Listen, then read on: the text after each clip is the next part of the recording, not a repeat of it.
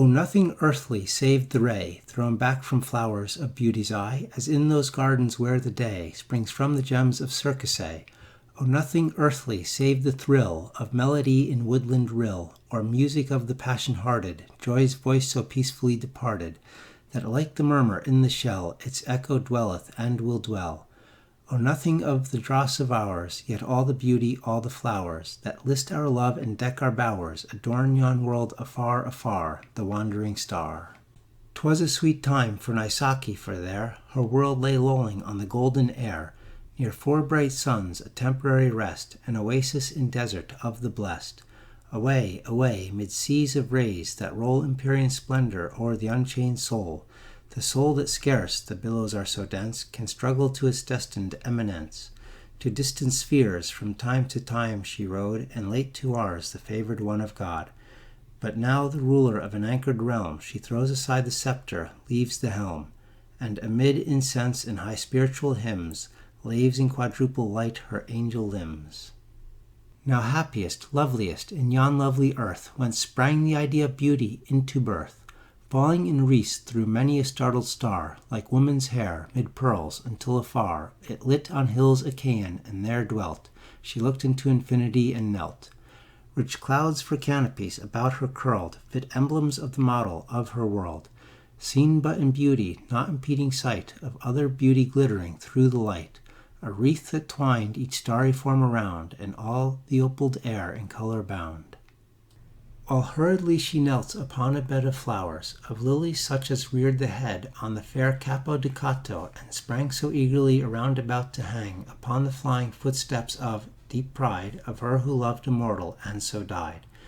The cephalica, budding with young bees, upreared its purple stem around her knees, and gemmy flower of Trebizond misnamed, inmate of highest stars, where erst it shamed all other loveliness, its honeyed dew, the fabled nectar that the heathen knew, deliriously sweet, was dropped from heaven, and fell on gardens of the unforgiven, in Trebizond, and on a sunny flower, so like its own above that, to this hour, it still remaineth, torturing the bee with madness and unwonted reverie. In heaven and all its environs, the leaf and blossom of the fairy plant in grief disconsolate linger, grief that hangs her head, repenting follies that full long have fled, heaving her white breast to the balmy air, like guilty beauty, chastened and more fair. Nyctanthes, too, as sacred as the light, she fears to perfume, perfuming the night.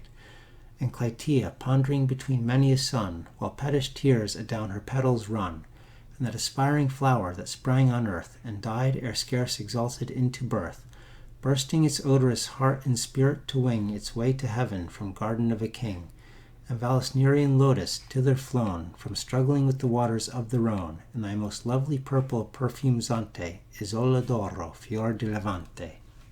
And the Nelumbo bud, that floats forever, with Indian Cupid down the holy river, fair flowers, and fairy to whose care is given, to bear the goddess's song, in odors up to heaven.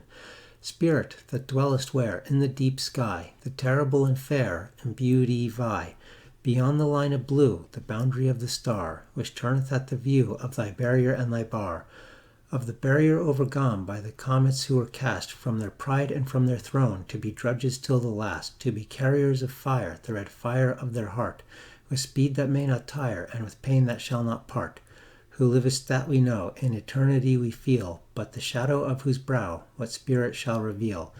Though the beings whom thy Naisake, thy messenger, hath known, have dreamed for thy infinity a model of their own, thy will is done, O God. The star hath ridden high through many a tempest, but she rode beneath thy burning eye.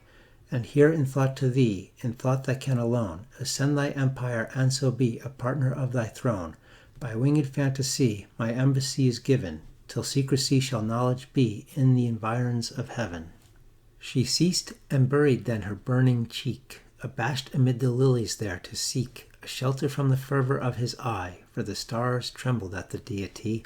She stirred not, breathed not, for a voice was there, how solemnly pervading the calm air, a sound of silence on the startled ear, which dreamy poets name the music of the sphere. Ours is a world of words, quiet we call silence, which is the merest word of all. All nature speaks, and even ideal things flap shadowy sounds from visionary wings. But not so when thus in realms on high the eternal voice of God is passing by, and the red winds are withered in the sky. What though in worlds which sightless cycles run, linked to a little system and one sun, where all my love is folly, and the crowd still thinks my terrors but the thundercloud, the storm, the earthquake, and the ocean wrath, will they cross me in my angrier path? What though in worlds which own a single sun, the sands of time grow dimmer as they run, yet thine is my resplendency, so given to bear my secrets through the upper heaven. Leave tenantless thy crystal home and fly, with all thy train athwart the moony sky, apart like fireflies in Sicilian night, and wing to other worlds another light. Divulge the secrets of thy embassy to the proud orbs that twinkle, and so be to every heart a barrier and a ban, lest the stars totter in the guilt of man.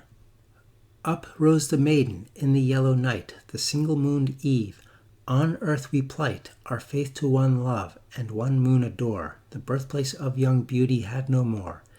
As sprang that yellow star from downy hours, up rose the maiden from her shrine of flowers, and bent o'er sheeny mountain and dim plain her way, but left not yet her Theracean reign. High on a mountain of enamelled head, such as the drowsy shepherd on his bed of giant pasturage lying at his ease, raising his heavy eyelid, starts and sees, with many a muttered hope to be forgiven, what time the moon is quadrated in heaven, of rosy head that, towering far away, into the sunlit ether caught the ray of sunken suns at eve, at noon of night, while the moon danced with the fair stranger light. Upreared upon such height arose a pile of gorgeous columns on the unburthened air, flashing from Parian marble that twin smile, far down upon the wave that sparkled there, and nursed the young mountain in its lair of molten stars, their pavement such as fall through the ebon air, besilvering the pall of their own dissolution while they die, adorning then the dwellings of the sky. A dome by linked light from heaven let down sat gently on these columns as a crown. A window of one circular diamond there looked out above into the purple air, and rays from God shot down that meteor chain, and hallowed all the beauty twice again, save when between the imperium and that ring some eager spirit flapped his dusky wing. But on the pillars seraph eyes have seen the dimness of this world, that grayish green, that nature loves the best, for beauty's grave lurked in each cornice, round each architrave, and every sculptured cherub thereabout, that from his marble dwelling peered out, seemed earthly in the shadow of his niche, a key in statues in a world so rich, friezes from Tadmor and Persepolis, from Baalbek and the stilly clear abyss of beautiful Gomorrah. Oh, the wave is now upon thee, but too late to save. Sound loves to revel in a summer night. Witness the murmur of the grey twilight that stole upon the ear in Iroquois of many a wild stargazer long ago, that stealeth ever on the ear of him who musing gazeth on the distance dim, and sees the darkness coming as a cloud. Is not its form, its voice most palpable and loud? But what is this? It cometh and it brings a music with it, 'tis the rush of wings, a pause and then a sweeping falling strain, and Naisake is in her halls again. From the wild energy of wanton haste, her cheeks were flushing and her lips apart, and zone that clung around her gentle waist had burst beneath the heaving of her heart. Within the center of that hall to breathe, she paused and panted, Xanthi all beneath the fairy light that kissed her golden hair, and longed to rest, yet could but sparkle there. Young flowers were whispering in melody to happy flowers that night, and tree to tree fountains were gushing music as they fell in many a starlit grove or moonlit dell. Yet silence came upon material things, fair flowers, bright waterfalls, and angel wings, and sound alone that from the spirit sprang bore birth into the charm the maiden sang. 'Neath blue bell or streamer or tufted wild spray that keeps from the dreamer the moonbeam away, Bright beings that ponder with half-closing eyes on the stars which you wonder hath drawn from the skies, till they glance through the shade and come down to your brow, like eyes of the maiden who calls on you now. Arise from your dreaming in violet bowers, to duty beseeming these star-litten hours, and shake from your tresses encumbered with dew the breath of those kisses that cumber them too. Oh, how without you, love, could angels be blessed, those kisses of true love that lulled ye to rest. Upshake from your wing each hindering thing, the dew of the night, it would weigh down your flight. And true love caresses, oh, leave them apart, they are light on the tresses, but lead on the heart. Ligeia, my beautiful one, whose harshest idea will to melody run. Oh, is it thy will on the breezes to toss, or capriciously still like the lone albatross? Incumbent on night, as she on the air, to keep watch with delight on the harmony there. Ligeia, wherever thy image may be, no magic shall sever thy music from thee. Thou hast bound many eyes in a dreamy sleep, but the strains still arise which thy vigilance keep. The sound of the rain which leaps down to the flower, and dances again in the rhythm of the shower. The murmur that springs from the growing of grass are the music of things, but are modeled, alas. Away then, my dearest, oh, hie thee away, to springs that lie clearest beneath the moon ray, to lone lake that smiles in its dream of deep rest, at the many star isles that enjewel its breast, where wildflowers creeping have mingled their shade, on its margin is sleeping full many a maid. Some have left the cool glade and have slept with the bee. Arouse them, my maiden, on moorland and lea. Go breathe on their slumber all softly in ear, their musical number they slumbered to hear. For what can awaken an angel so soon, whose sleep hath been taken beneath the cold moon, as the spell which no slumber of witchery may test, the rhythmical number which lulled him to rest. Spirits in wing, and angels to the view, 1,000 seraphs burst the empyreum through, young dreams still hovering on their drowsy flight, seraphs in all but knowledge, the keen light that fell refracted through thy bounds afar, O death from the eye of God upon that star. Sweet was that air, sweeter still that death, sweet was that air, even with us the breath of science dims the mirror of our joy. To them 'twere the simum, and would destroy. For what to them availeth it to know that truth is falsehood, or that bliss is woe? Sweet was their death, with them to die was rife with the last ecstasy of satiate life. Beyond that death no immortality, but sleep that pondereth and is not to be. And there, O may my weary spirit dwell, apart from heaven's eternity, and yet how far from hell. What guilty spirit in what shrubbery dim heard not the stirring summons of that hymn? But to they fell, for heaven no grace imparts to those who hear not for their beating hearts. A maiden angel and her seraph lover, where and ye may seek the wide skies over, was love the blind, near sober duty known, unguided love hath fallen, mid tears of perfect moan. He was a goodly spirit, he who fell, a wanderer by mossy mantled well, a gazer on the lights that shine above, a dreamer in the moonbeam by his love. What wonder, for each star's eye like there, and looks so sweetly down on beauty's hair. And they and every mossy spring were holy to his love-haunted heart, and melancholy the night had found to him a night of woe. Upon a mountain crag, young Angelo, beetling it bends athwart the solemn sky, and scowls on starry worlds that down beneath it lie.